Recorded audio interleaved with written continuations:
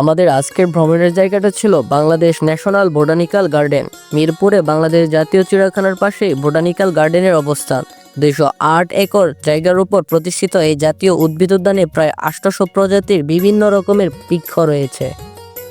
রাজধানী ঢাকা শহরের ভেতরে সবুজের রাজ্যে ভ্রমণের জন্য বোটানিক্যাল গার্ডেন কিন্তু অনন্য।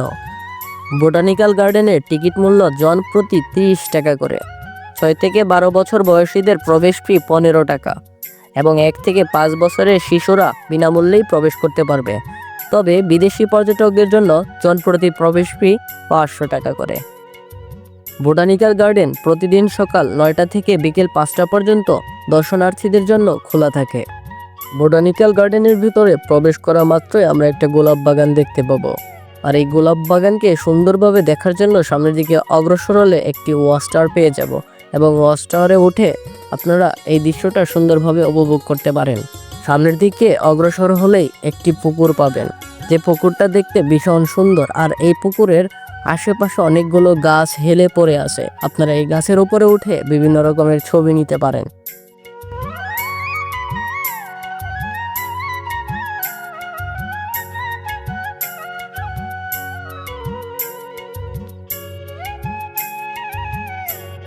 বোটানিক্যাল গার্ডেনের ভেতরে পরিবেশ এত সুন্দর যে আপনাকে চারিদিকের গাছপালা অবশ্যই মুগ্ধ করে তুলবে।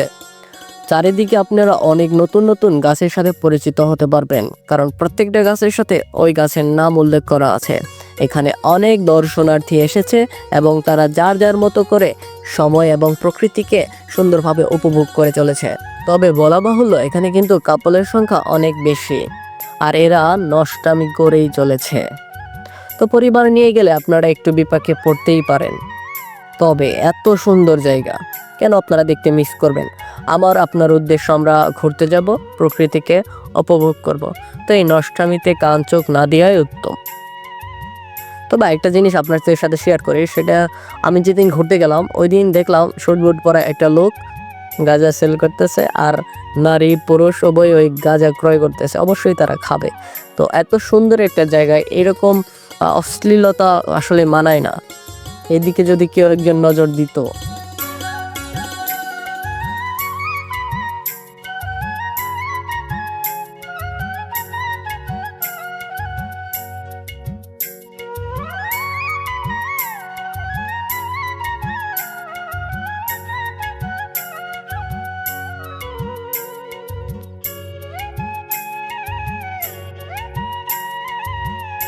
তবে ভাই একটা কথা, সেটা হচ্ছে গার্লফ্রেন্ড অ্যান্ড বয়ফ্রেন্ড যারা আছেন তারা গিয়ে এখানে অনেকটা বেনিফিট পাইবেন আর কি। যাই হোক, সব কিছু আমরা অতিক্রম করেও যাব, ঘুরতে যাব, প্রকৃতি দেখতে যাব, প্রকৃতিকে উপভোগ করতে যাব, আমাদের অবসর সময়টা কাটাতে যাব।